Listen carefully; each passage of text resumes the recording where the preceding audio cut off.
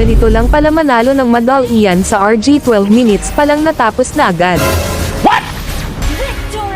Dito nagpanggap akong wala ng time sa wifi vendo. Sabi ko 17 minutes na lang time ko. Hulog ka ulit, piso men. Sabi ko wala na akong panghulog. Kaya naman di ba tapos agad, 7 minutes na lang time ko. Pero end na. Effective yung sinabi ko, tignan nyo naman palong-palo mga kampi ko dito matapos lang agad yung laban. Baka sabihin yung mga kasama ko yan solo lang ako nyan putito ko pagkatapos nito. Mid lane naman dito sinira namin yung turret.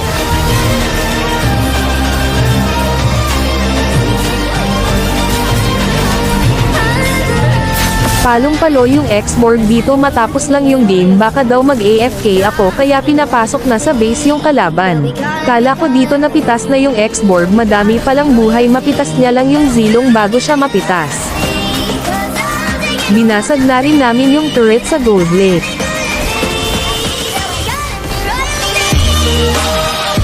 Sinugod namin ulit yung kalaban dito kahit nasa base pa sila.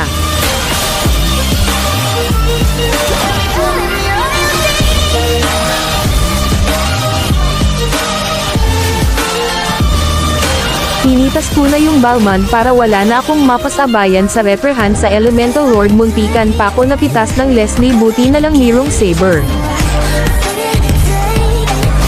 Kaya dito nag-lord agad kami. Sabay clash, isa-isang pinitas ng mga kakampi ko yung mga kalaban. Dahil sa sinabi ko na malapit na maubos yung time ko sa wifi vendo bomb attack mga kakampi ko. Kaya dito naubos namin sila. 12 minutes pa lang natapos na agad yung game, panalo kami. Subukan nyo din magpanggap na malapit na matapos time nyo sa wifi vendo. Para lumakas mga kakampi maglaro. Baka sabihin nyo mga kasama kulang yun, solo lang ako nyan, kita nyo naman solo RG kami lahat nyan.